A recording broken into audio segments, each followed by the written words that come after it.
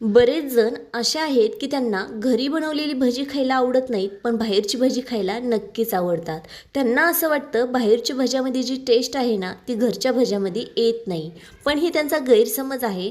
आज आपण इथे जसे बाहेर भेटतात ना, तसेच क्रिप्सी, कुरकुरीत, कलर, टेक्स्चर आणि टेस्ट सगळं सेम राहणार आहे. असे आज आपण इथे कोबीची भजी बनवणार आहोत.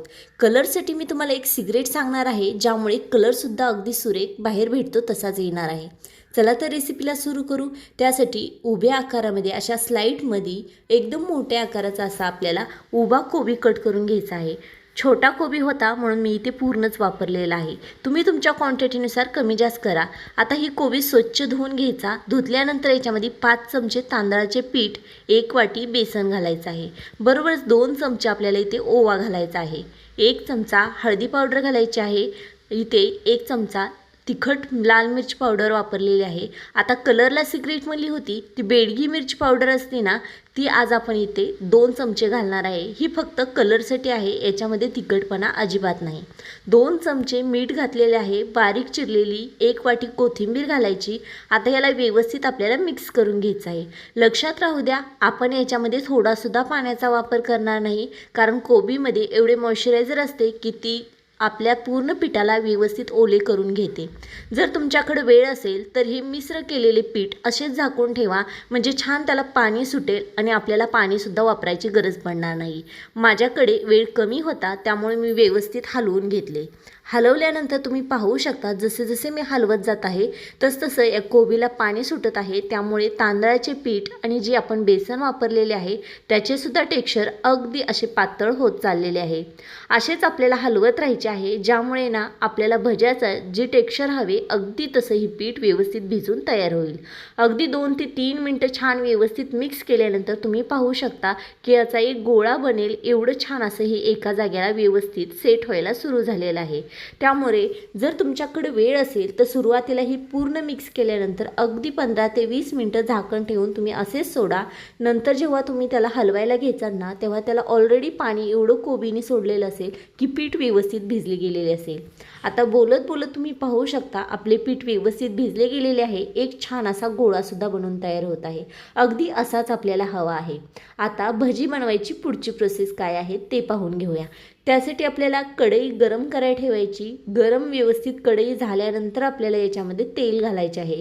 आता इथे भजी म्हटलं की तेलाचा वापर थोडा जास्तच राहतो. आता तुम्ही तुमच्या भजीची क्वांटिटीनुसार तेलाचा वापर कमी जास्त करू शकता. तेलसुद्धा आपल्याला व्यवस्थित गरम हवे आहे. जर थंड असेल ना तर भजी व्यवस्थित होत नाहीत, खाली चिटकले जातात. त्यामुळे तेल जरा थोडंसं व्यवस्थित गरम असू द्या. मीडियम तेल व्यवस्थित गरम झालं की याच्यामध्ये आपल्याला भजी सोडायची आहेत. ही भजी सोडायला एवढे सोपे जातात. तुम्हाला मी इथे दाखवत आहे. अगदी ह्या प्रोसेसमध्ये आपल्याला भजी सोडायची आहेत. आपण जसे बाहेर भेटतात ना, तसेच क्रिप्सी कुरकुरीत आपली ही भजी बनवून तयार होतात. आपण याच्यामध्ये तांदळाचा वापर केलेला आहे. तांदळाच्या पिठामुळं काय होतं ना, भज्याला एक क्रिप्सीपणा येतो. बेसन पिठामुळं ना याला टेक्स्चर येतं आणि कोबीची भजी आहे त्यामुळे खायलासुद्धा कुरकुरीत एकदम बनवून तयार होतात.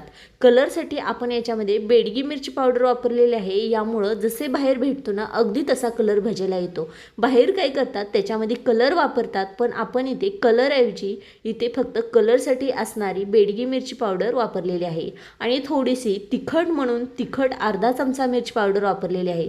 जर तुम्हाला हिरवी मिरची घालायची असेल तर घालू शकता.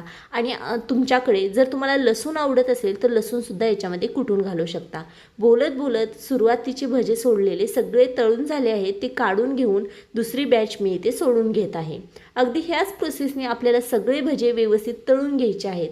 जर तुम्ही व्यवस्थित स्वच्छ तेलामध्ये घरीच ही भजी बनवले तर तुम्हाला हेल्थसाठी सुद्धा चांगले आहेत. बाहेरची भज्यासाठी एकच तेल वारंवार वापरले जाते. मग ती भजी खाण्याऐवजी तुम्ही ही भजी घरी बनवून खाऊ शकता. अगदी कमी वेळेमध्ये झटपट बनवून तयार होतात, कुरकुरीत होतात, क्रिप्सी होतात. अगदी तुम्ही म्हणसान भजी खाल्ल्यावरती की ही तर भजी अगदी असेच बाहेर भेटतात, एवढी टेस्ट सेम असते. आता इथे आपली दुसरीसुद्धा बॅच छान अशी तळून झालेली आहे. याला पण आपण आता काढून घेऊया. असेच सगळी भजी बनवून आपण तयार करूया. आता भजी सर्व कसे करायचे, कोबीच्या वरच्या साईडची जी पानं असतात ना ते काढून घ्यायचे, त्याच्यामध्ये ही भजी टाकून घ्यायची. कारण आपण इथे कोबी भजी बनवले आहेत, तर अशी भजी खायला ना खूप मज्जा येते. आता तुम्हाला ही भजीची रेसिपी कशी वाटली मला कमेंट्सद्वारे नक्की सांगा. आणि हो, जर तुम्हाला ही रेसिपी थोडी जर आवडली असेल तर एक लाईक, सबस्क्राईब आणि कमेंट्स करायला विसरू नका. धन्यवाद.